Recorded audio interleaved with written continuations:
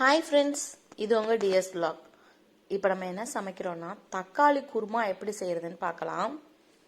தேவையான பொருள் 3 தக்காளி வெட்டி வச்சுருக்கேன், வெங்காயம், வெள்ளைப்பூடு, இஞ்சி, தாளிக்கு தேவையானது. இந்த தக்காளியை மட்டும் மிக்சியில் அடிச்சுக்கோங்க. 3 தக்காளியை வெட்டி வச்சுருக்கேன், மிக்சி ஜாரில் சேர்த்து பேஸ்ட் பண்ணிக்கலாம்.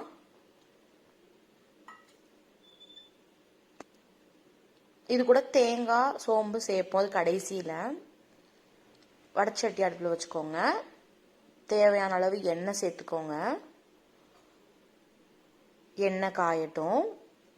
இப்போ நம்ம தாளிப்புக்கு தேவையானது கடுகு, உளுந்து, பெருஞ்சீரகம், சீரகம், பட்டை, லவங்கம், ஒரு அன்னாச்சி பூ சேர்த்துருக்கேன். இது கொஞ்சம் பொரியட்டும், வெயிட் பண்ணுவோம்.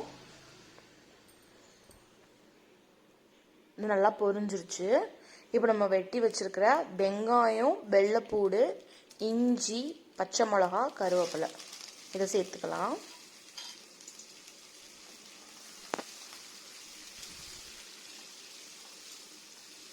நம்ம இதுக்கு மசாலான்னு ஆட் பண்ணுறது கொஞ்சமாக கரம் மசாலா, மஞ்சள் பொடி, வத்தல் பொடி, இந்த 3 மட்டும் தான் சேர்ப்போம்.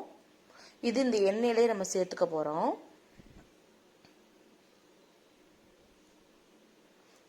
இதை சேர்த்துட்டு அந்த கலர் சேஞ்ச் ஆகி கோல்டன் கலரில் வரும்.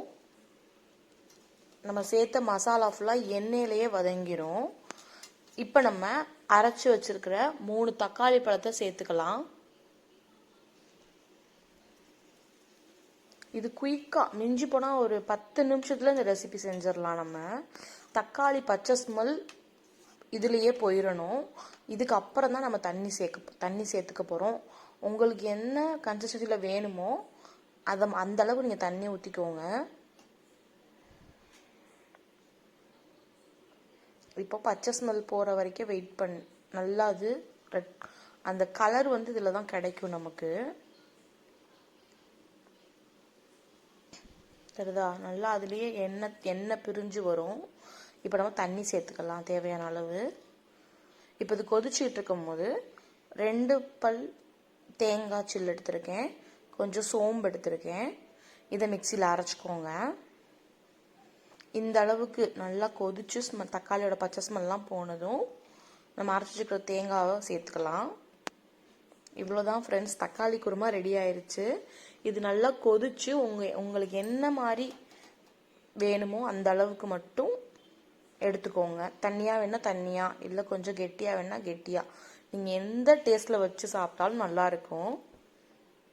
உப்பு சேர்த்துக்கிறோம். நல்லா இருந்துச்சான்னு கமெண்ட் பண்ணுங்கள் friends. Thanks to watch my channel. Bye.